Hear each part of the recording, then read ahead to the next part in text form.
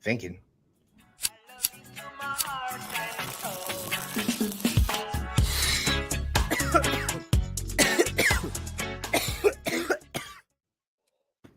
Good morning. It is Sunday. Not just any Sunday, but it's the Sunday before Thanksgiving. But we got a whole 4 or 5 days to sit back and think about all the things we're thankful for this year. I might need some help on that one. Okay, I got nothing. But what I do got is this rotation. Let's get into it. We got a lot to talk about.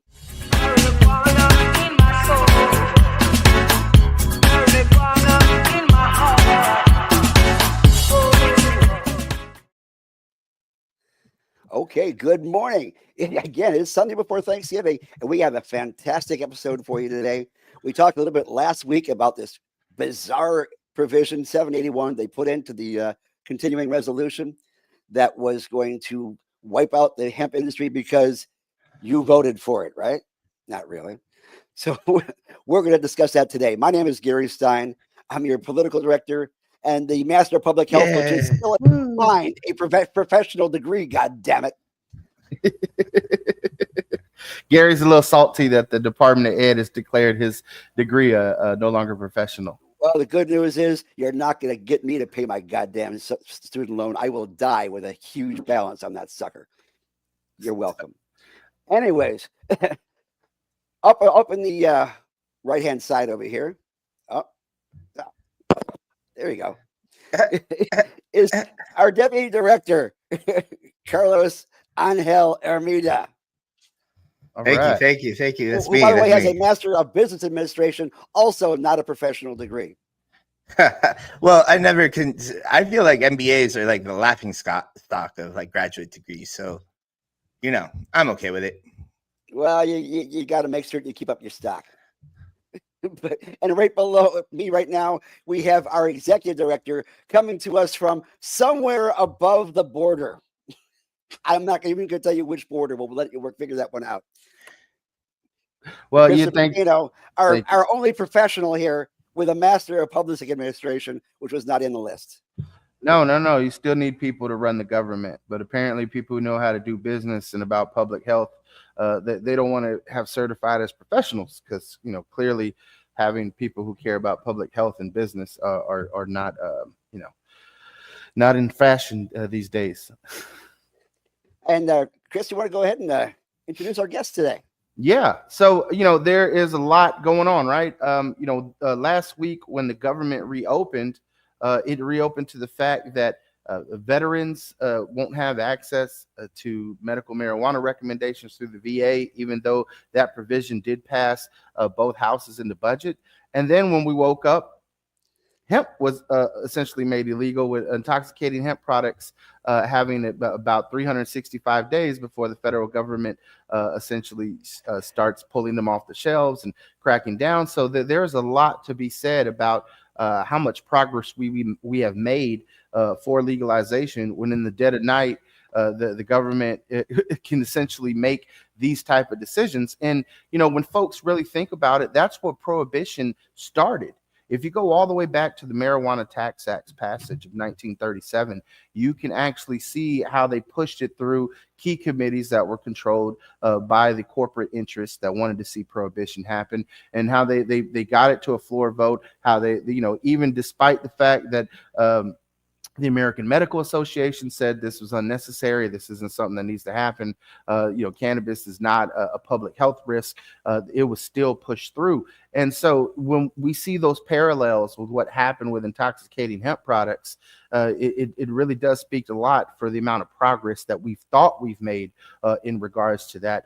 And so we have some amazing guests joining us today who are actually on the front lines of cannabis legalization in the halls of Congress, who are essentially at the helm of organizations that have been fighting for this for decades. And much of the progress that we've made in this country is in no small part to the organizations that these gentlemen are at the helm of, and really helping us push through. So the first guest that I want to bring on today is the new executive director of the Marijuana Policy Project, and that is Adam Smith. Adam, welcome. Thank you so much, man. It's great to be here, and I think it's an interesting time. And I can't wait to get into the conversation. Absolutely. You just got started over at the MPP in August, and you hit the ground running, and you haven't really stopped running since then, have you? You know, I got involved in drug policy reform back in 1994 as a grad student, and so it didn't feel like a big jump. You know, it's a great privilege really to be able to be at the helm of MPP, which, you know, for 30 years has been winning medical and adult use legalization in state after state. And so, but it's a real responsibility also because we are sort of the inside game to Normal's outside game, and there's lots of overlap there. But you know, we build legislative, a lot mostly state legislative and ballot initiative campaigns, and so you know, that was a lot easier when we had a $10 million budget and 40 people working for us. But you know, the philanthropy has moved on, and industry has struggled and hasn't always stepped up, and so it felt like an important time to take a chance at sort of refocusing advocacy and building the relationships that we need to build in order to put the resources in to finish this. Because as you point out, we're already looking at pushback on hemp, and Massachusetts is a ballot initiative. I will stop here. We'll have plenty of time to talk, but thanks so much for having me. Well, we appreciate you, Adam. And you're right. There is a lot of overlap between the Marijuana Policy Project, MPP, and Normal. Actually, at one point in recent history, we're even looking at merging back into one organization. You know, for folks who don't know the whole history of the cannabis advocacy movement, folks who used to work at Normal essentially were like, you know, we kind of want to do our own thing and start a new org that's going to focus on certain other issues. And as Adam pointed out, we're very thankful to Marijuana Policy Project for leading a lot of the state-led initiatives that we've seen in various states. I mean, today we're looking at half the country with full adult use legalization, but there is a whole nother half of these 50 states that still need that work and really need to move forward on policy. And, you know, Normal has been on the ground for over 50 years fighting for this, and it has always mattered essentially who we have in certain positions, because organizations are made up of individuals. Regardless of what the Supreme Court says about corporations being persons, it is the people in those individual organizations that make them run. And I have to give full credit to our next guest, because Morgan Fox is our political director and our lobbyist in Congress.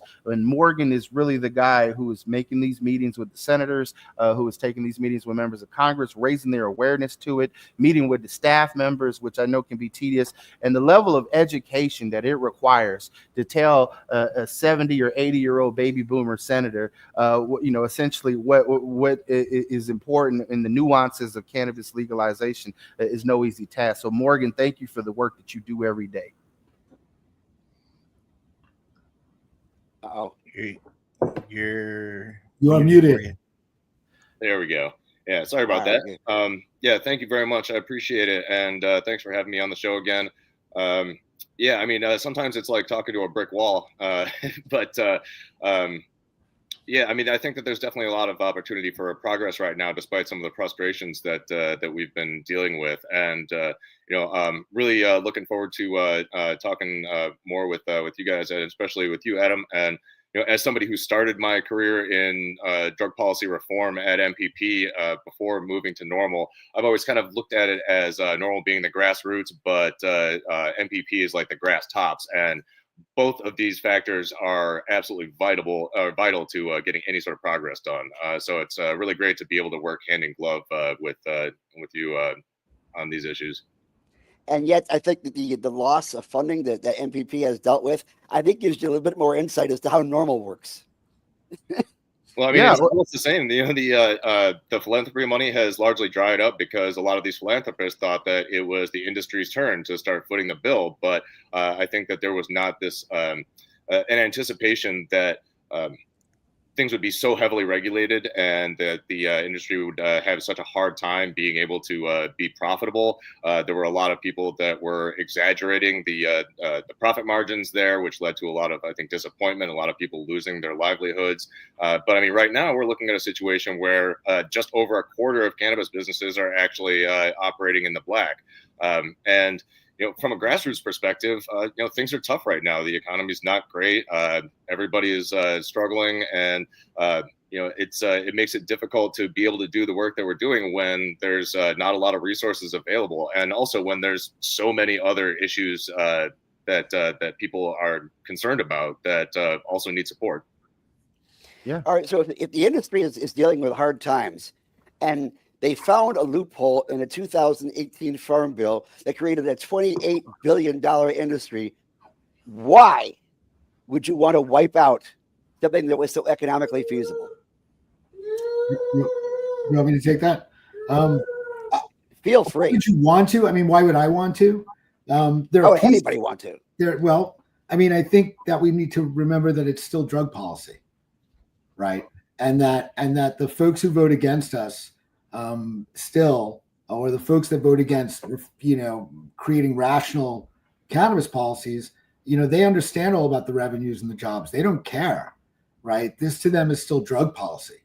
And I think that the Gallup poll showed how much that's true last week, when we went in 1 year from 55% Republican support for legalization to 40%.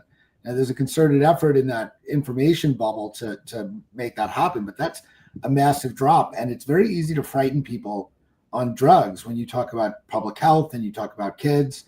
And so I think in wiping it out, it's interesting. They didn't wipe it out. They put a year moratorium on it, and it's going to create its own difficulties, but it's also, I think, a tremendous opportunity to have a conversation about cannabinoid policy, right? I mean, it's one thing to organize people for a right they've never had, but when you give people a right and you take it away, it's a lot easier to organize them. It's very real to them. And so I think this is really a year-long opportunity to bring together a conversation on what is a cannabinoid policy that's grounded in public health, public safety, and public access. And so, it's easy for me to sit here because my business, I don't have a business. And so I'm not looking at a 1 year runway before potentially it all goes away. But this is our moment, and we're going to have to make this case. Yeah, I completely agree. And, I think that, like you said, prohibitionists are always going to prohibition. And it did not help that, despite the fact that the Farm Bill provided a lot of people with access in places where they would not have necessarily had access before. And I think that, at least for a while, it did a great service in terms of normalizing cannabinoid consumers and cannabinoid consumption overall.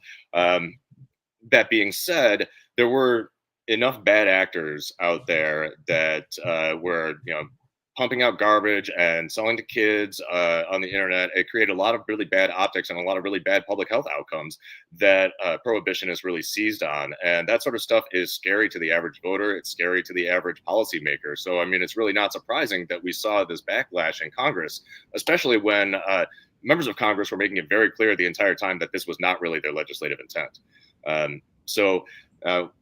What happened, and now we have to pick up the pieces. And as Adam mentioned, I do think that we have an opportunity there because for the duration of that, a lot of the talent and resources that had been going towards criminal justice reform and ending prohibition and getting cannabis as a plant descheduled had been somewhat co-opted by folks that were trying to protect their businesses, for better or worse. Now I'm hopeful that we're going to see kind of everybody coming back into the same tent and focusing on descheduling and on a unified cannabinoid policy, as Adam mentioned, that takes into account the fact that there's a lot of people that are still getting arrested. I mean, almost definitely at least over, nearly 200,000 people a year, probably closer to 250,000. I went to my local Winn-Dixie yesterday. And I noticed in the beer and wine section, which I like to hang out a lot just to meet people, that they actually had 2 rows of cannabis-infused drinks, 5 milligrams per can. Now, this law would obviously obliterate those because it doesn't allow any more than 0.4 milligrams per package. So that 5 milligram drink, which is practically nothing anyway, would be even less than nothing. And yet, these are products that are actually manufactured within the liquor industry. But the liquor industry put money into this hemp dissolution, did they not? They did, although the alcohol lobby was a little bit schizophrenic on this issue. Some of them were actively supporting it or supporting the ban because it was dipping into profits, but others recognized that this is a viable segment of their industry. So depending on exactly what sort of role people played within the larger alcohol beverage ecosystem, there were a lot of different loyalties, I guess, and a lot of different policy directions that people wanted to go. So, unfortunately, we did see the what is essentially a total ban, but I fully expect there to be a lot of challenges, both legally as well as in terms of legislation over the coming year, especially as we get closer to the midterm elections, when a lot of politicians who operate in places that have very vibrant cannabinoid industries outside of legalization, as well as within legal states, are going to be looking to their lawmakers and incumbents to defend their industry before the hammer drops basically a year. That was one of the most interesting things that I've seen in the past 2 years around this intoxicating hemp fight that has happened in various legislators. I've had the opportunity to see the fight in Florida and in Maryland firsthand. And the thing that really struck out to me was I recall in Maryland when they were talking about, banning, folks from selling intoxicating hemp products. And it was brought up. It's like, well, okay, you could ban these local folks, but it still is essentially 50 states legal. It still comes in over the internet. You can get Cheech and Chong gummies over the internet. You can get Snoop Dogg hemp products over the internet. There's YouTube advertisements for them, even though for some reason, the social media platforms don't want to give us the opportunity to advertise on social media. There is definitely a lot to be said around the nuances of policy and the fact that a lot of lawmakers just don't get it. They just don't understand. And then there are those in the industry that do understand. You see, Total Wine and Spirits really moving forward at light speed and trying to get hemp-based drinks on their shelves. And then we saw the pushback in Congress, which was interesting because it wasn't just big alcohol that had a lot to say. There were other consumer brands like industry level organizations made up of like Heinz and Kraft and Coca-Cola. Essentially, anybody who sells poison didn't want their poison profits being cut through the intoxicating hemp industry. And I just found all of that interesting. But Carlos, I wanted to go to you, brother, because this is your bread and butter. This is how you make money. So what are your thoughts on all of this craziness? I am in a situation right now where I honestly don't know what to believe. There's a lot of rumors going around on what's happening. Total Wine this, alcohol distribution that. So the alcohol distributors versus the alcohol manufacturers that are wanting to ban outright or want to corner the market. And I actually was hoping to ask all you guys a question. Have you guys come across the hemp roundtable yet? I think I've had some conversations with some of the folks there. Trying to talk to everybody really in this space. Not to unnecessarily pivot, but I think that a lot of folks have kind of taken their eye off the ball when it comes to our primary opposition in Congress. Folks like Project Sam were heavily involved in lobbying for the hemp ban in this. They're doing a victory lap right now, and they're also ramping up for legalization rollback campaigns in a number of states. And so, I mean, I think that while it's really to talk about a lot of the various folks that are ostensibly on our side, we really need to be focusing on the traditional prohibitionists because they're the ones that are gaining much more steam right now.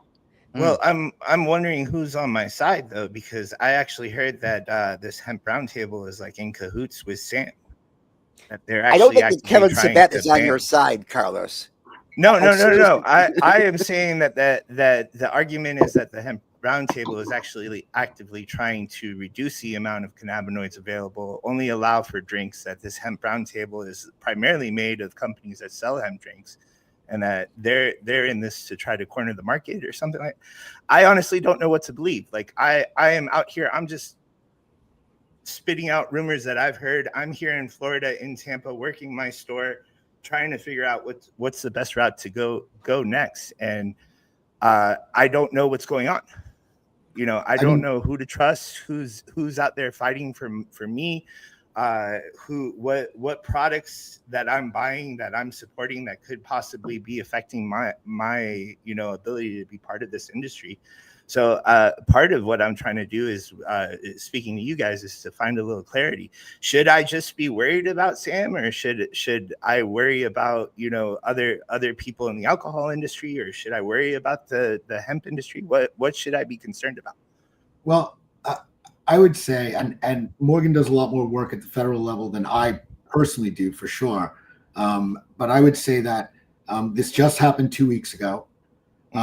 Everyone's position and alliances are just shaking. It came out of nowhere. And well, it didn't, right? There was language. There's been language around that had been tried to be put in before as an amendment that would have done this. I mean, it wasn't surprising to anybody who was really paying attention that this was clearly one of the possible outcomes, right? And so, but I think that you're going to see multiple bills introduced. You'll get a chance to see, or at least figure out who is behind and pushing what, and looking at what they're, trying to accomplish. There's, everybody wants everything that they want, and then political reality sets in, and moving forward, you get some of what you want, or you get to push for some of what you want.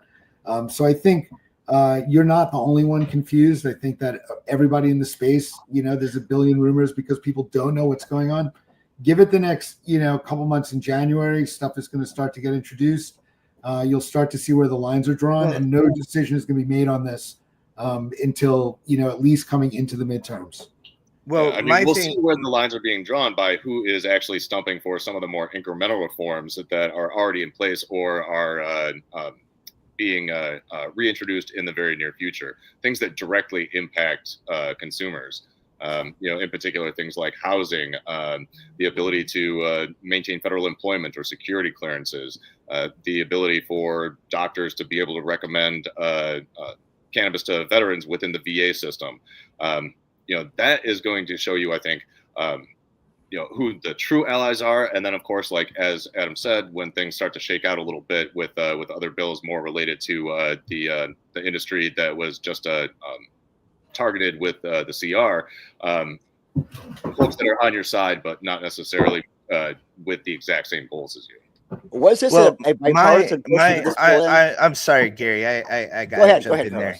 Well, my concern, and I understand, the need to like wait, and kind of get some clarity, but like, my concern is that like, if we are up against the alcohol industry and, the hemp industry is up, the hemp industry is primarily like, there's a lot of big players in the hemp industry, sure. But, they're not the alcohol industry. The way that we can throw our support, I've got 2 stores. Each store makes about 30 grand a month, right? In the grand scheme of things, that's not that much, right? I have to put my money where my fucking mouth is right now. I feel like I need to throw my money to Healthy Hemp Alternatives or the Hemp Roundtable or something like that, because they're out there. They're David fighting Goliath, So I have to put my support where it goes, or we're not going to win this thing. So I don't know. When can we get this clarity that you guys are talking about? Like, is it going to happen soon?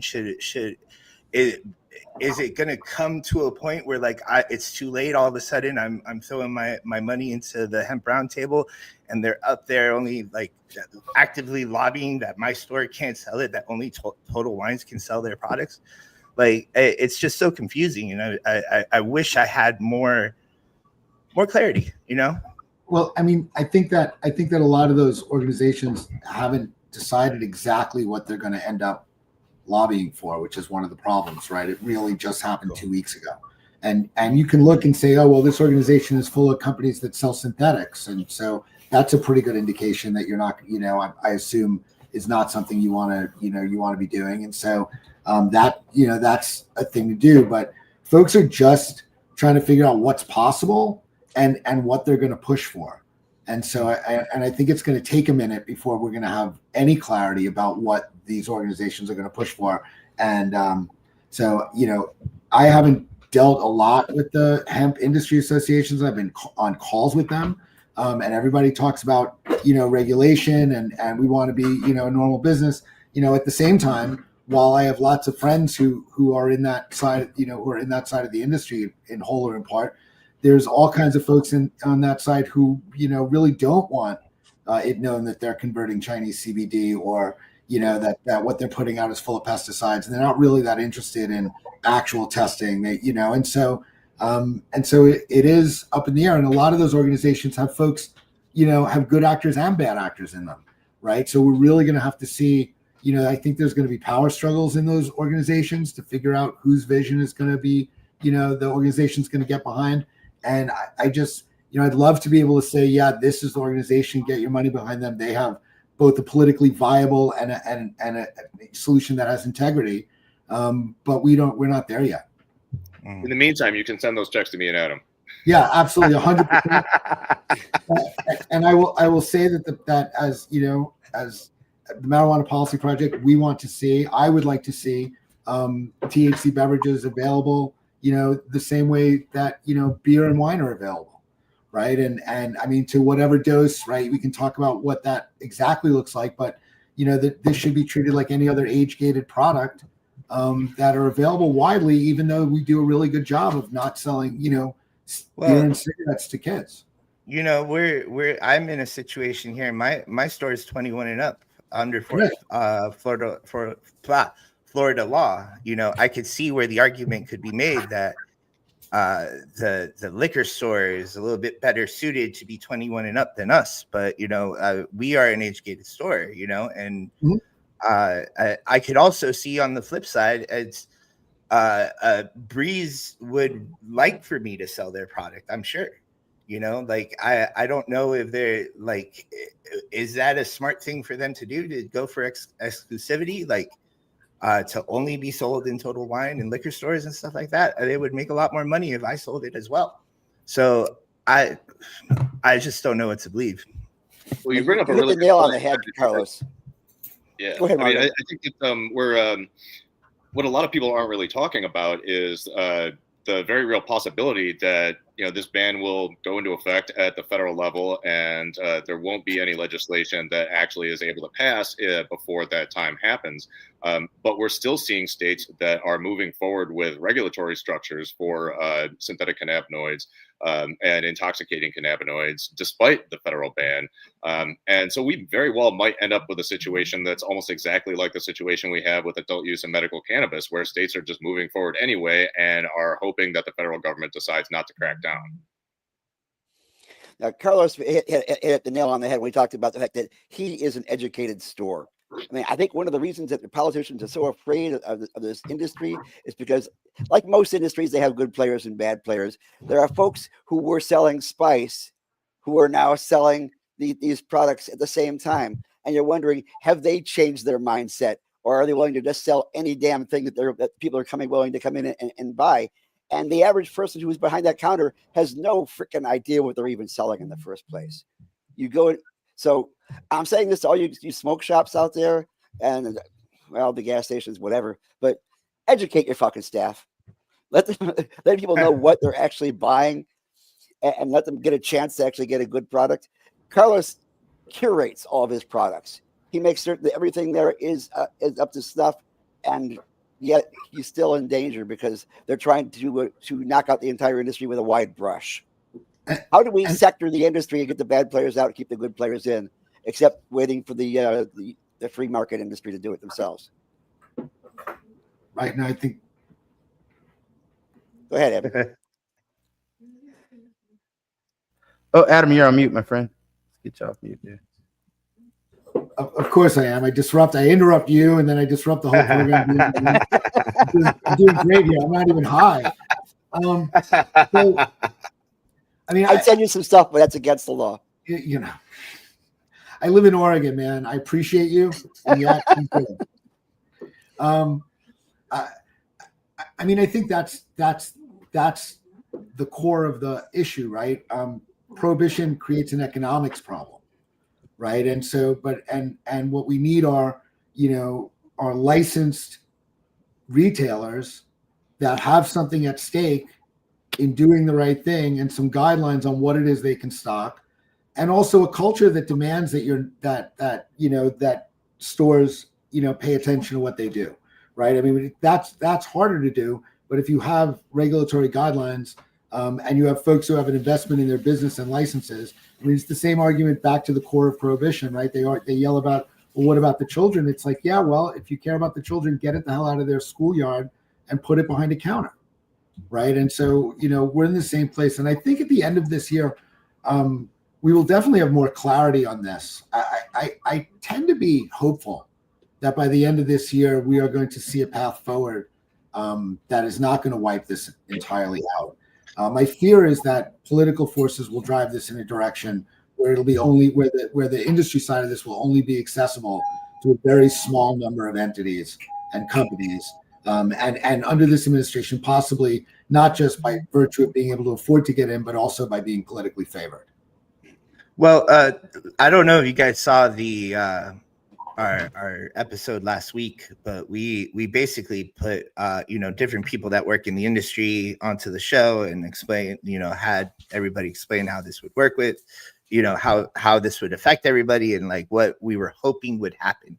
And I think the general consensus with everybody in the hemp industry that what we're all hoping would happen is essentially big cannabis and us kind of work together. I think the best way for all of these problems to go away is just say, hey, fuck it, it's all one plant, right? Hemp stores should be licensed to sell cannabis. You guys are obviously qualified to do so because you've been doing it for a little while. And we provide some sort of regulatory framework towards that happening. And honestly, everybody seemed to be pretty optimistic that this would happen. I don't see that happening at all. But maybe you guys have a better idea of if that's possible. Yeah, I mean, at least in Congress, I think it's going to be very difficult to see where things go right now because I've always said that cannabis policy reform is a mile wide but an inch deep. Even for diehard supporters of legalization, usually there are a lot of issues that are more important to them, and the same is definitely true for lawmakers. We're also in a position right now in the current Congress where we have a lot of committee heads that some of these bills are necessarily going to have to go through that are really not supportive of any sort of cannabinoid policy that allows access or could potentially draw back criminal penalties for anything. So we are facing a little bit of an uphill battle. I think there's a lot of folks that are trying to, curry influence with the administration, and I think that while that might kind of like hold back the wolves from just completely going after consumers and businesses, I don't think that that's necessarily going to translate into forward progress, at least during the current Congress. That being said, we do have roughly a year now until the midterm elections and until the hemp ban goes into effect to really just like bring everybody back into the same tent, start treating cannabis as a plant that it is before all of these things go back into Schedule 1 for the most part. How much progress we can actually make realistically, I think, is a little bit of an open question. But if everybody is rowing in the same direction, our chances are a whole lot better of at least setting the table for victories in the next Congress. Well, in the state of Florida, lobbyists usually evict change by pushing the envelope. And by that, I mean they take an envelope, fill it full of money, and they push it towards a politician who goes ahead and files the bill for them. And well, Gary, I wanted to chime in real quick because I'm doing the biggest mistake that any person who broadcasts should do, and that's read the comments. And one of the comments that I just saw was NORML was a big part, so it was there's some folks in the chat saying we already had federally legal market with big weed and such, and that it was big alcohol and big weed lobbying to make hemp illegal. And then I saw this comment that NORML was a big part of that. I just want to dispel the bullshit comment that I see right here on the screen. Morgan, you're a lobbyist. Please, I don't recall, especially being on the board of directors, ever directing our staff to lobby against making anything illegal. So you want to answer that for us? No, absolutely not. And to tell you the truth, I've been spending most of my time and bandwidth on working on legislation that's specifically to protect consumers. There were so many voices in the hemp space and surrounding this, and so much money going into it on either side, but nobody was talking about things that would actually going to be protecting consumers. Thank you. Yeah, I think that's the biggest issue, is that some people have this disconnect. NORML has always been a consumer-based organization. So the folks out there selling hemp, we're not your advocate. We're the advocate for the people buying it from you. We want to make sure that there's always been safe and regulated products for people to purchase. We want to make sure that people aren't harassed or fired from their jobs or lose their kids over it. And these are the issues that sometimes businesses are not focused on. Businesses at their core are focused on making money. They're not focused on ensuring that consumers are at the focus of it. And that's still going to continue to be our mission. I mean, it's consumers. Now, Adam, you over at Marijuana Policy Project, you all have done a lot at the state level, and then you see a lot of this stuff being rolled back. Recently, Ohio lawmakers are trying to roll back voter-led legalization. Tell us a little bit how that makes you feel, especially with all the resources, time, energy that was devoted to legalization at the state level. Well, let me start just a little further back than that in the conversation. I'm going to get to that. What Morgan was saying about Congress being unclear what the path is to have Congress actually address this. So we're coming to the end of 2025, and if we go back to 1937, that'll make 88 straight years in which waiting for Congress to fix this problem has proved to be a losing strategy, right? But what we do know is that we have made incredible headway across states, and that includes the adult legal states, and it also includes the states that are now regulating or trying to regulate or looking at ways to regulate cannabinoids derived from hemp. And we have supportive governors in places. We have supportive legislatures in places. Not every place, but we got experienced regulators. And I think that while it's important for us, to have some voice at the federal level and to be involved in that conversation, my hopes that it will become a unified voice. I think it's possible, but it might not. But the states that's where we have our power. Right. And these states want to, and these states understand what those jobs and what those revenues mean a lot more than the federal government cares. Right. And they care about their constituents at a granular level, much closer to the ground than the federal government does. And so I think that figuring out a way to talk about cannabinoids at the states, and especially in states that don't have legal adult use programs in which the hemp derived is their only cannabinoid issue, and in a lot of those places, the legislatures and the governors don't want to say the word cannabis or marijuana, right? They don't have a marijuana program. No, that we have this hemp stuff, right? The hippies have marijuana. We have this, that's a whole different thing.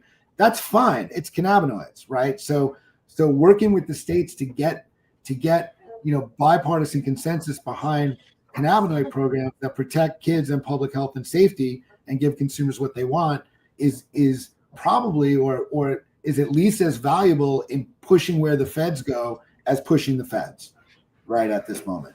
And so now you asked me the question. I'm sorry to have gone on so long to get to your question. But you asked me the question about Ohio, right? In Ohio, they just rolled back big chunks, fewer than they tried to, right, of the voter-approved initiative there. I mean, they tried to outlaw sharing a joint, right? I mean, they really, and MPP was on the ground there. We were part of that fight, and we got some of that pushback on, but they still took away some rights. And now we look at Nebraska, which voted 2 different ballot initiatives, 70% for a medical program, and the governor stripped everything out of it but topicals and suppositories, right? Which is the governor of Nebraska telling 70% of his voters to take their medical marijuana and shove it up their ass, right? And so and now we're looking at Massachusetts, of all places, that looks like we're going to have a ballot initiative on the ballot that, while it will double the amount of cannabis you can possess before getting arrested and won't touch the medical program, would end adult use sales and homegrown. Right. Actually, I want to clarify the Massachusetts one. So that is the legislature actually just doubled the amount of cannabis that people can possess. The ballot initiative, if it's approved, would actually cut it back down to the current level. Oh yeah, okay. Yeah, No, that's fair. But what they're doing is they're leaving alone criminal justice. They're not looking to put more people in jail. They're just looking to end adult sales, right? And they've spent $1 million or so gathering signatures, and they didn't do that without some polling showing that there's some pathway to be competitive. And you don't even have to win in Massachusetts, where legalization only won 53-47. If they're close in Massachusetts, you're going to see these things popping up in other states, right? And so how does it make me feel? It makes me feel like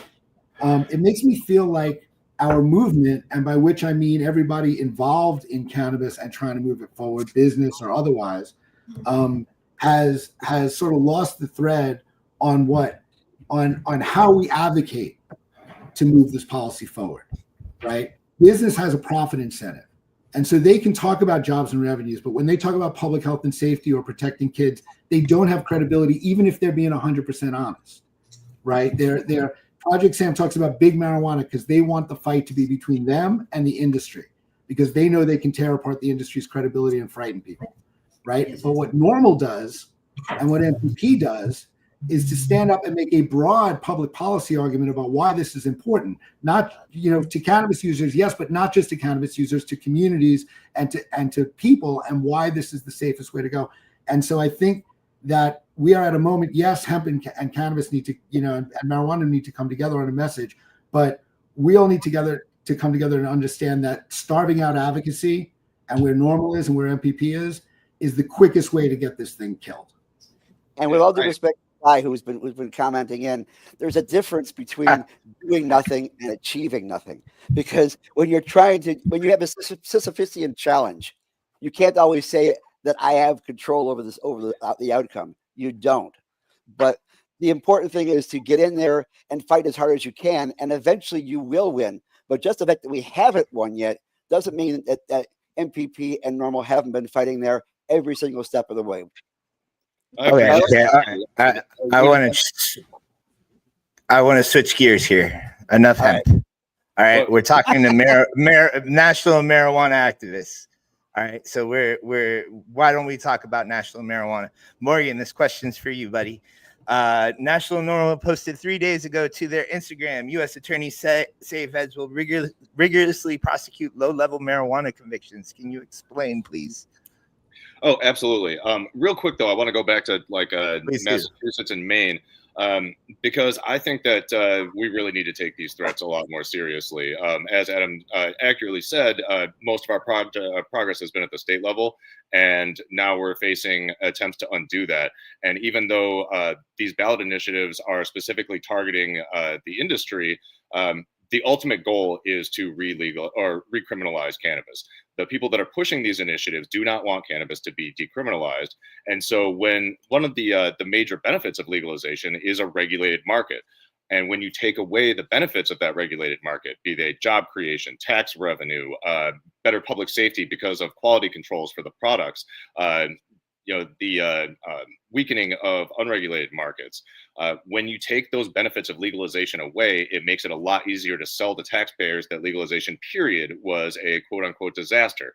These are the canaries in the coal mine that folks are trying to push now to see how far they can get. And if they're able to be successful, even if simple possession is still legal, that's going to be next on the line for attack. So related to the issue in Wyoming, that took a lot of people by surprise, because nobody had actually ever seen or heard of that Biden era directive for non-enforcement on federal lands for a simple possession.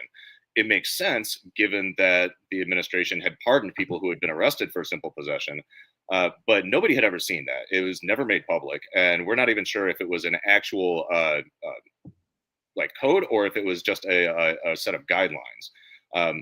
The fact that that has been rescinded, I think, is also bringing up a lot of questions. Is it just for that particular state? Is it nationwide? how much leeway are U.S. attorneys going to be given in terms of where they spend their resources on enforcement? So there's still a whole lot of questions there, but it's definitely not a good sign. It seems like they're again looking for the ability to make problems where there was none. I mean, last I checked, there was no massive problem of people growing weed in Yellowstone. You know, and again, the issue is around simple possession. So it's like, oh my God, I can't take a hike without facing federal prosecution. And like you said, it really does track back to this administration wanting to reverse every single policy that the Biden administration made. It is petty politics at its finest. So Maybe it's best then that Biden didn't actually do anything in regards to cannabis policy. They couldn't reverse it. Well, Gary, that's the problem I'm afraid of, and Morgan touched on it, is that we're in the advent of the midterms. Nothing is going to get done on cannabis policy. And so all those folks holding their breath for the next 365 days around hemp, I hate to tell you, there is a lot to be said on, you know, it's going to take a lot. I mean, Morgan, we got the MORE Act passed during the lame duck session for like what, a couple years in a row, and it went nowhere. So, you know, I'm not optimistic on any movement in the next year, especially with an election on the horizon. What about you? You're on the ground every day in Congress. Yeah, I mean, I think that things in Congress are going to be pretty slow, but again, we do have opportunities to try to get in much co-sponsors as possible on all these bills, to try to get as many bills as possible introduced and steadily build momentum for them, especially since by doing so, we can figure out who our allies are in Congress. But when it comes to the administration, I think folks might be holding their breath, you know, a little bit incorrectly. You know, while we have seen statements from President Trump about supporting rescheduling, or at least thinking about it, you know, that was a couple of months ago, and it was supposed to be a decision in a couple of weeks. It's pretty clear that this issue is really important to the administration in terms of how much political sway it can get out of it and how many points it can earn off it. So maybe we'll see some sort of action or teases of action closer to the midterm. But you also have to look at what the actual actions have been in terms of the larger drug war from this administration. We're talking about the announcements like out of Wyoming. We're talking about extrajudicial killings in the Caribbean and the Pacific. You know, we're not really seeing a whole lot of positive action. What we are seeing are words that are enough to get folks excited, but not much else. Well, let's you know, talk about action real quick. This administration actually declined to submit a response petition in you know, this challenge to Gonzalez versus Reich, which is essentially, you know, coming out of Massachusetts, where the U.S. District Court for Massachusetts has argued that, you know, the government's ongoing prohibition of marijuana on the Controlled Substance Act is unconstitutional because Congress has essentially dropped any assumption that federal control of state-regulated marijuana is necessary. Now, that's a lot to be said. I mean, but we're looking at these Massachusetts-based cannabis companies challenging the Justice Department and taking Pam Bondi to court over it. Adam, what are your thoughts on this essentially challenge to federal prohibition? I mean, do you think that should be something that might take more focus than the legislative route? I don't think the Supreme Court's going to touch this case, and I think the fact that the Justice Department didn't urge the court to touch the case shows that you know, there are things the Supreme Court may want to do in terms of federal authority over interstate commerce, but I don't think this is the case they want to do it in. That's honestly how I feel. I completely agree. I think that the federal government views the Raich case and the Commerce Clause rulings surrounding it as being sacrosanct and almost impossible to change.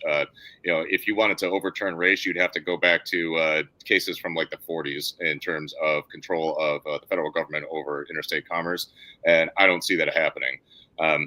Interestingly enough, we are seeing the federal government offer support against cases to reinstate Second Amendment rights for cannabis consumers. They care a lot about that, and the court is actually going to be looking at that very soon. So NORML is actually in the process of developing an amicus brief for that case as well, and hopefully we'll see a good ruling on that. because the Supreme Court has ruled in favor of firearm owners and in favor of the Second Amendment pretty regularly. Will they extend that to cannabis consumers? I think is anybody's guess, but there's a lot more chance of that happening than of them overturning, nearly a century of established Commerce Clause law. So, that I appreciate you saying that, because there's definitely, the basic civil rights and constitutional issues that we have as cannabis consumers are consistently called into question, under attack. I mean, and that's part of the issue that we have too with this, is that at the state level, for years, we've consistently continued to advocate for people to not be fired from their jobs for something that's legal.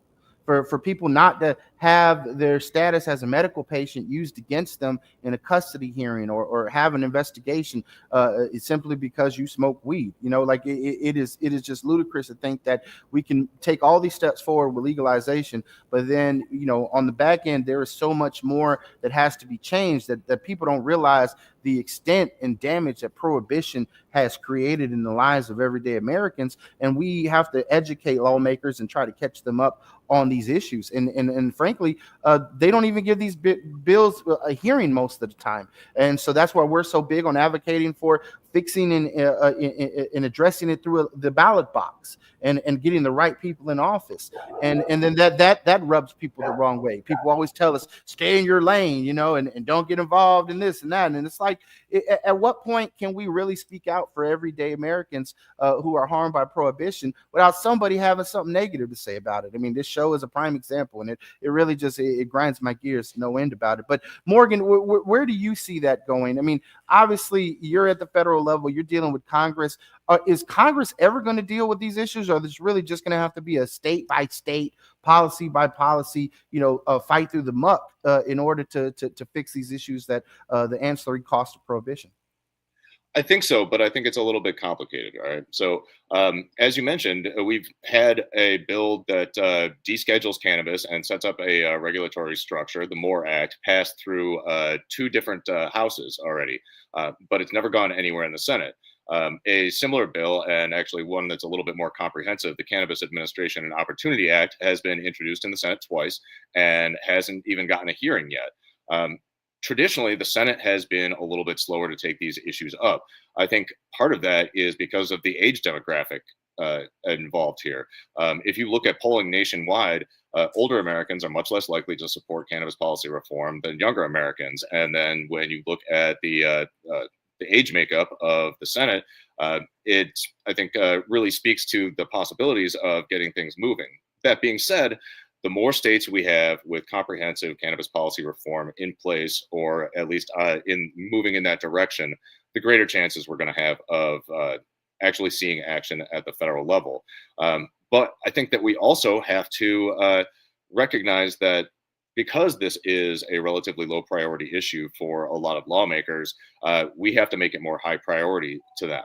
And now we can show them positive polling all day long, dangling that carrot in front of them. But until we start showing people the stick, I don't think we're going to be really taken seriously. And that means that we're going to have to put resources into getting people with bad cannabis policy positions primaried and make it very, very well known and obvious that the reason that they're not getting elected, the reason that they're getting beaten by challengers at the ballot box is because of their position on cannabis policy. And we got 60 sponsors now on the MORE Act, correct? So it is still gaining popularity in the House. Is that bipartisan, or is that strictly on one side?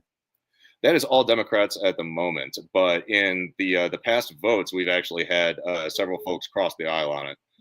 We also saw a lot more Republican support for bills that had Republicans on the original sponsorship, specifically Nancy Mace's States Reform Act. Since that time, her reputation in Congress has become such that it makes other lawmakers a little bit nervous to get on any bills that she's championing.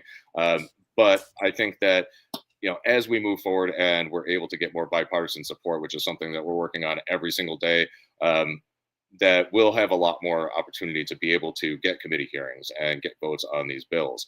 The problem is that politics in DC has just gotten so hyper partisan that it's almost impossible to do that. Not impossible, but almost at the moment.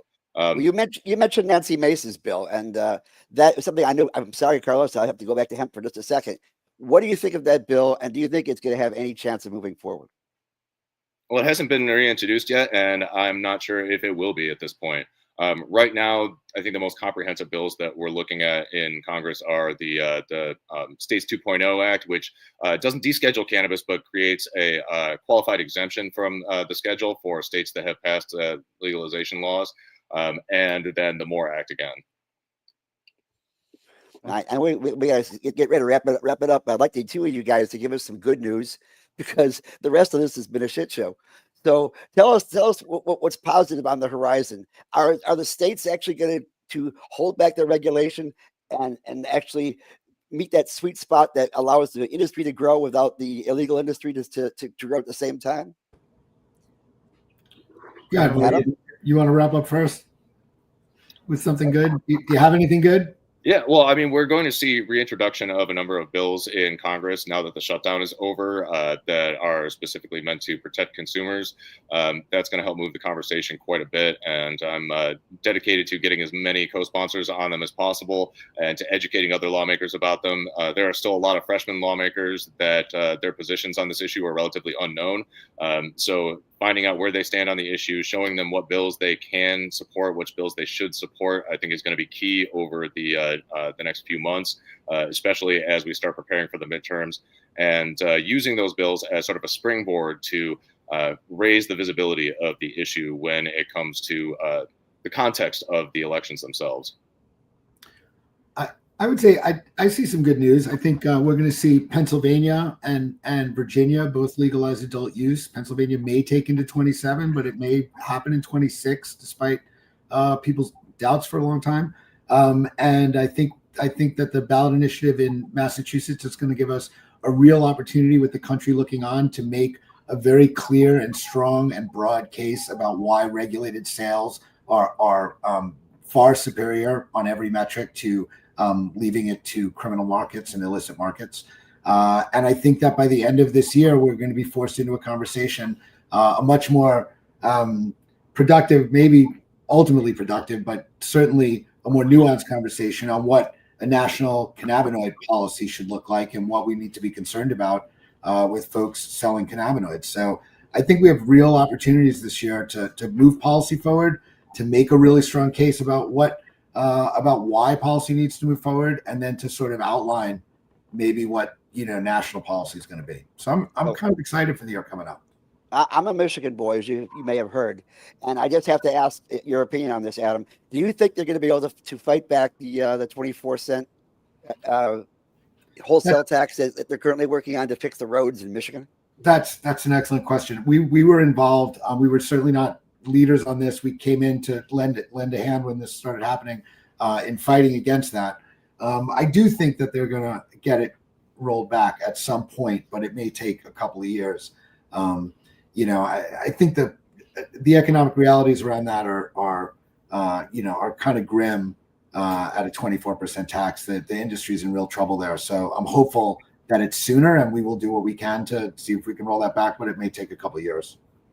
Adam, I wanted to ask you, man, because you all have been involved on so many states with the Marijuana Policy Project, and I do see a pattern among various states. It seems like some of the states that are, and I say some, not all, but some of the states that are heavily Democratic and led by Democrats obviously didn't read the Heritage Foundation's paper on sin taxes and trying to tax your way into prosperity. And then obviously there's our red states that are heavily aligned with prohibition and the private prisons. So just your view is there a state that seems to be getting it right, that's not overtaxing people, that's developing a solid industry, it seems to be consumer oriented? I mean, we're always looking for a comparative analysis here and to try and develop things in Florida, and it's always a struggle,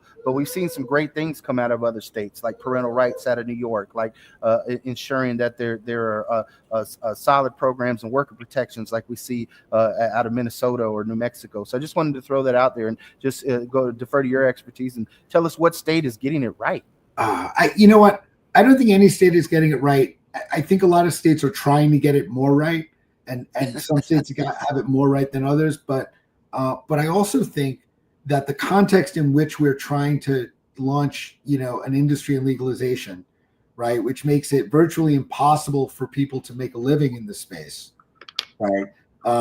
Which makes it virtually impossible. Like I got into this through drug policy reform, right? Broad drug policy reform, and the last 8-10 years or so, I've been focused entirely on cannabis policy, but I care deeply about getting prohibition right. And that requires a sustainable, thriving, competitive industry that provides access to people and, broad access to folks. And so because we have an economic environment that's nonsensical, right? Because even if you have low state taxes, you're operating under 280E, because you're overregulated in so many ways that don't make sense and don't promote public health and safety. And because the industry is almost economically unviable at so many levels, that no matter what state policy you have, it's not going to be right? It's going to be problematic. And so it's sort of hard to say which state exactly. But I think a lot of states are trying to move in the right direction. I think not every state is overtaxing. States have reduced taxes. California, stopped at normal in California took the lead and was instrumental in stopping a 5% tax there. I think there's a lot to grab onto. But I can't say that this industry is functioning well anywhere. Well, I appreciate you were gracious enough not to mention Florida, but I'm going to bring it up anyway, because here we are. What is MPP going to do to help the state of Florida, and can it be helped? So right now, I got to MPP in August, and I will tell you that when I got to MPP, the runway for the organization was being measured in a small number of months, right?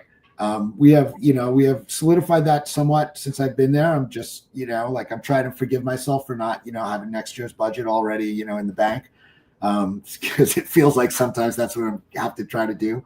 But a lot of where we're going to be able to apply, there are things that we are committed to doing. We are going to be in Pennsylvania, right? We are going to be in Massachusetts. We are going to be, in a number of places. But beyond the things that we are committed to, everything that we're going to do is going to be based on where there are resources to do it. And so that's the first question. And then the second question is, what do we want to support? And so I know you guys have had a difficult time with thinking about this potential initiative down there. And I certainly have given it less, deep thought and heart-wrenching conversations than you have so far.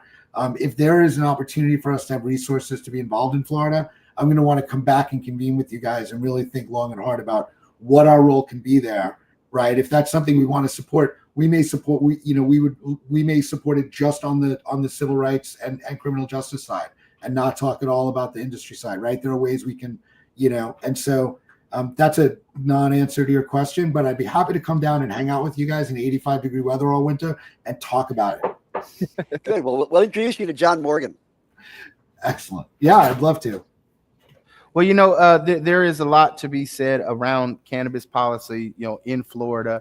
The initiative itself, that's a whole nother episode. We've had entire episodes around it and what's happening right now. I mean, whether you like how the initiative is written, whether you like the effects it's going to cause, we do know that the governor and the attorney general of Florida are doing everything they can to sabotage direct democracy. And this initiative seems to be target number one in their sights.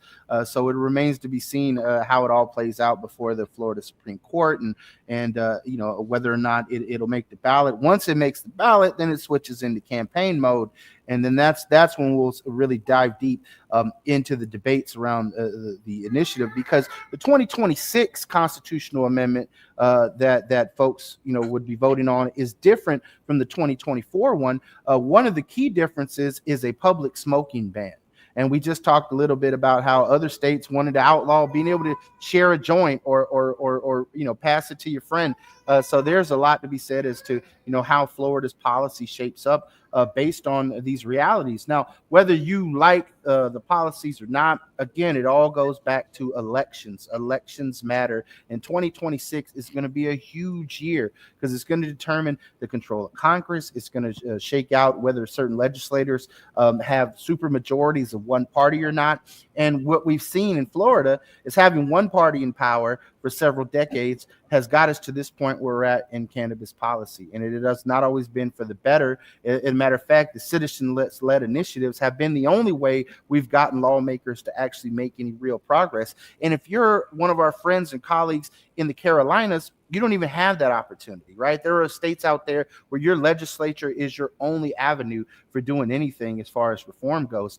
And that's a major concern that folks have. And then on top of it, you throw in an administration which is led by a former attorney general of Florida who has never been friendly to cannabis. In the initial 2014 medical marijuana initiative, she stood hard against it and tried to kill this whole thing before it could ever get started. So I'm not optimistic over the next 2 years. I really feel as though a lot of the focus needs to go into elections. Morgan, what are your thoughts in just trying to shake this out? Do we need to focus on elections, or do we keep doing the policy think tank? I mean, how do we really, as Carlos kind of pointed out earlier, where do we devote our time and money? Well, I think it really depends on where you're looking at. In a state like Florida, it seems pretty clear that the legislature is not going to be your friend. Even though we have seen some legislation, at least starting to make motions to help protect consumer rights. In terms of a massive policy change like legalizing adult use, it seems to me that that is pretty far down the road. So in that case, I think it does make sense to concentrate on elections. And I think that if there is a ballot initiative up for grabs in that election, there can be a lot of synergy there, not just working on that campaign in particular, but also in trying to identify champions within the legislature to help promote them and replace the ones that are bad. In other places, it might look a little bit different. The political calculus is always going to be very local. And I think that it's important for us all to remember that there's no one size fits all strategy. Keno, can I just say one more thing? I think that you ask where to put, I think you hit something right on the head, right? Do we do elections? Do we do this? Do we do that? Limited resources, right? I think if I was NORML, if I was on the board of NORML, and this is from an outsider, obviously, I think this is a huge opportunity for NORML to really stand up at a new level as the voice of cannabis consumers, because I think you have different issues in different states all over the country for which consumers need a voice, whether it's Massachusetts keeping adult use sales or whether it's in hemp states that need access to cannabinoids. And NORML's the original voice of cannabis consumers 50 years ago when no one thought this should be legal, right? Stood up. And that history is a long, proud history and gives NORML incredible deep credibility with cannabis users. And I just think if I would be looking as NORML at how do I build a campaign, right, to raise these issues.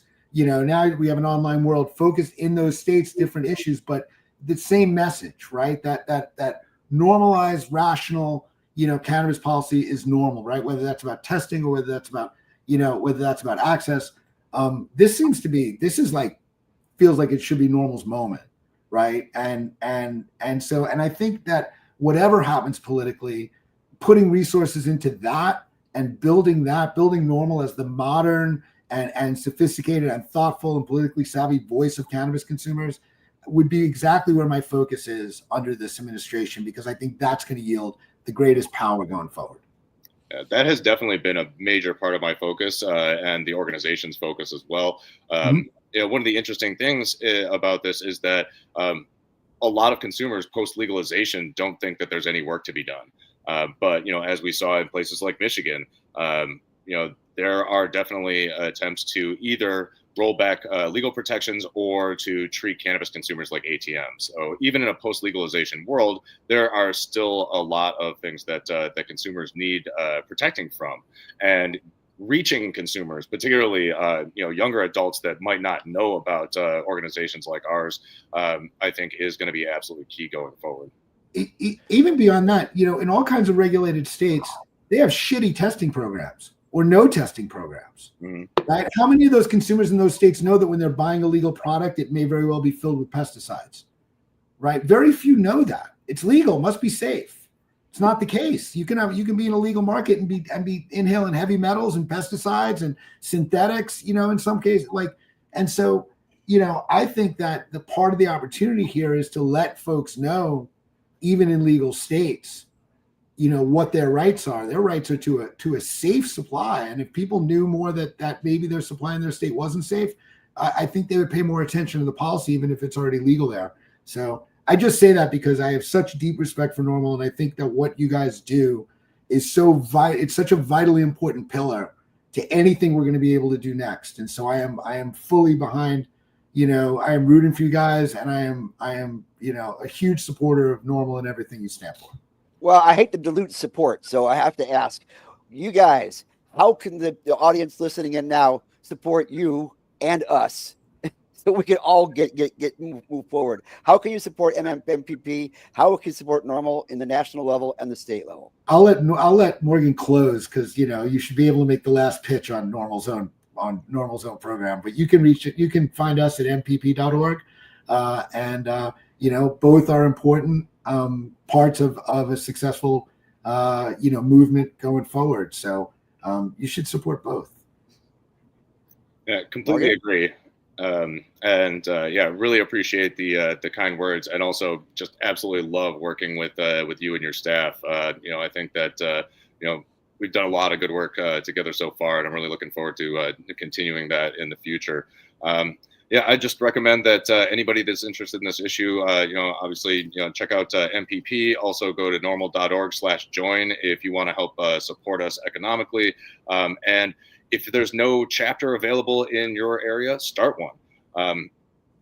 Organizing with other people that think the same way that you do, and working together to share your resources, to share your time, to share your connections is absolutely key to making forward progress, and makes it a lot easier to know that there's other people out there that are working in the same direction, and to be able to lean on each other and learn from each other.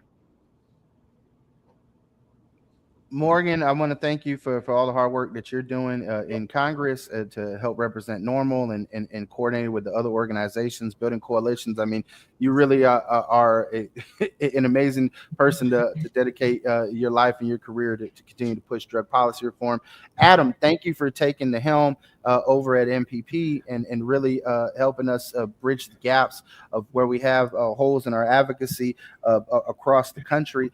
And both you guys are just amazing luminaries within the reform movement. And we truly do not believe that you get all the credit that is due, and that we definitely want to take that time to just say the praises that you all deserve, and the accolades that are sometimes unsung. So, Morgan, you definitely just reminded me of must have been like 10, 11 years at this point now.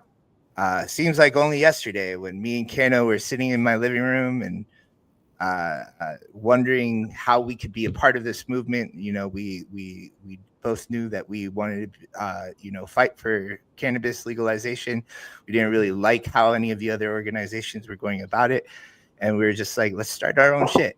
And very happy that we did it through NORML. It was easy. We saw support from the national system, the national organization, and we having that brand, having that ability to go in there and say, hey, we're a part of this large group that's been around since forever, really lent a lot of credibility to us. So if anybody wants to start their own thing, starting it up with NORML is a great way to do it. Yeah, no, Carlos, you definitely hit that on the head. If you want to do something, you got to get off the couch. You got to act. You can, and the funny part is, if you go to norml.org/act and go to the Action Center, you actually don't have to leave the couch. There are emails you can send to your legislators in one click that Morgan is taking the time to draft and make professional. And so you don't have to take the time to do it yourself. And you can make sure that they're on the slew of issues. You can find out which are the ones in your state, and you can send a direct message to the governor, to the state legislators. And then, of course, if you want to learn how to start up your own grassroots chapter, that's one of the things. There's 50 states. There are not 50 normal chapters. There's not one in every state. There is not necessarily one in every major metropolitan region. Maybe you're out there in the country and you want to address it because you have a country sheriff and a state attorney that aren't doing right by the people. There's a lot to be said on what you can do by taking an activist role and doing more for your community. So, of course, go to normal.org, check that out. I also want to say you can go to Marijuana Policy Project. There are so many great things that they got going on in policies. So find out what's happening in your state and get involved. All in all, if you're watching this program today, if you somehow stumble upon it, we want you to know that at one point we were just like you. We're just regular cannabis users who didn't like the fact that we were persecuted and prosecuted. And you know what? If you want to make a difference, it's going to take you to roll up your sleeves and get some work done. And with all of that, Carlos, I think it's time for the news. Let me get the news.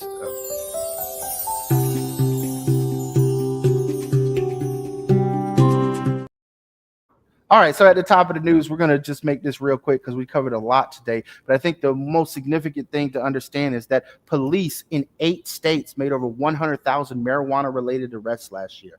Police in Georgia, Louisiana, North Carolina, Pennsylvania, South Carolina, Tennessee, Texas, and Wisconsin made well over 100,000 marijuana-related arrests, according to data provided by the FBI Crime Data Explorer. I want you to know that even some states like Florida don't even always report their numbers. Now, this is just in stark contrast to the overwhelming majority of Americans who support ending prohibition. And the majority of those arrests were people charged with low-level marijuana possession, not cultivation, not trafficking, not sales. These are not kingpins. These are everyday Americans. And you need to understand that Texas has led the nation in marijuana-related arrests. Texas police made over 26,000 cannabis possession arrests in 2024. 97% of all marijuana-related arrests in the state were for simple possession. And under Texas law, low-level cannabis possession is classified as a criminal misdemeanor, punishable by up to 180-day incarceration and a $2,000 fine. And all of this, despite the fact that there are municipalities in Texas that have passed civil citation ordinances and have decriminalized low-level possession. And then the state government has done in Texas what they do in Florida. They preempted the local governments. They rolled those back. They had those things dismissed. So there's a lot to be said in regards to what's happening in various states. Police in Tennessee and Pennsylvania each recorded more than 11,000 marijuana possession arrests in 2024. And Tennessee law imposes up to 1 year in jail for first-time offenders. Pennsylvania law punishes cannabis possession offenders with up to 30 days in jail, though many cities in Pennsylvania have adopted local decriminalization ordinances. And you can go to normal.org and dive into these stats and figures, but really you have to understand that there is a lot to be said in regards to cannabis and cannabis prohibition still being active. And despite all that, the science still continues to come out. And the science is clear. A recent voluntarily study that shows a clinical trial in the American Journal of Psychiatry shows that cannabis smoking is linked to significantly reduced alcohol intake. Researchers affiliated with Brown University School of Public Health assessed whether cannabis use influenced subjects' desire for alcohol, and the study participants had a history of alcohol and cannabis use. The subjects randomly inhaled herbal cannabis containing either 7.2% THC, 3.1% THC, or a 0.3% THC placebo, and researchers then assessed how much alcohol participants consumed over the following 2 hours. The study participants significantly reduced their alcohol intake following the inhalation of low and moderately potent cannabis, but not after consuming the placebo. Specifically, those participants consuming cannabis containing 3.1% THC decreased their alcohol consumption by 19% relative to the placebo control group, and those consuming cannabis containing 7.2% THC decreased their consumption by 27% relative to the placebo. Now, the participants who consumed THC in higher flower concentrations also reported less of a desire for alcohol and waited longer before consuming their first drink as compared to those who consumed either low potency cannabis or placebo. Look, what do these results say? Well, as the science comes out, again, cannabis is helping people with a variety of issues. We've seen it as an exit drug to people suffering from opioid addiction. We see it as helping people deal with alcohol abuse. And yet there are always politicians that want to cry, we need more science, we need more research. And look, every single week I read the news here and I show you all the research and I tell you about it. At what point do we continue to keep beating a dead horse, right? We need to end prohibition once and for all, and it's going to take each and every one of you to make the decision today to take action and do something for the greater good. Now, what can you do right now? I would say you can become a member of our chapter if you're in the Tampa Bay area or in the state of Florida, and you can start your own chapter at normal.org. And if you don't have the time, if you're someone who's a professional, you don't really want to put your name out there, you can just make a small donation. You can donate on our website. You can go to normal.org, and of course, you can become a member. You can donate. You can donate your time, your treasure, your talent. We want to say a special thank you to our guests today, Morgan Fox and from Normal, and Adam Smith from Marijuana Policy Project, for taking time out of their busy day and be away from their family to be with us today. We're truly appreciative of all the great work that they continue to do. And again, we appreciate all the work that you all are putting in out there wherever you're at in the cannabis space. Now, there is a lot on the horizon. We got some great guests coming up in the near future that are going to talk about what we got going on in the state of Florida, what's happening with the Florida legislature this year. Gary's already made one lobbying trip up to Tallahassee to push for the various bills that we're continuing to push. And so again, if you go on to normal.org and you go to the Action Center to take action, there are some bills that were already been filed. We want to make sure that we get them over the finish line this year, that we get the bill hearings necessary. So go to normal.org/act, click on the state of Florida and click those action alerts. If you're subscribed to our emails, you can also see the action alerts and the emails that have gone out over the past few weeks. But everything from employment protections to parental rights, we're going to continue to push for. You can even click and send an email to President Trump and tell him that it's time to legalize it. So regardless of what level of government it is, we have an action alert for you to contact your elected officials and make all the difference. And with that, it's back over to you guys. What else can I say? It's Thanksgiving week. I joked at the beginning that I couldn't kind of figure out what to be thankful for. I'm thankful to these two guys right here, first off, because it gives me a voice, and God knows I like to talk. So you sure do, buddy. and when you're at the Thanksgiving table, look around the room. That's what's great. What you should be grateful for right there, no matter where you are, no matter what you're doing. So you guys have a great Thanksgiving, and peace out to all y'all. Love you guys. Have a great Thanksgiving, everyone.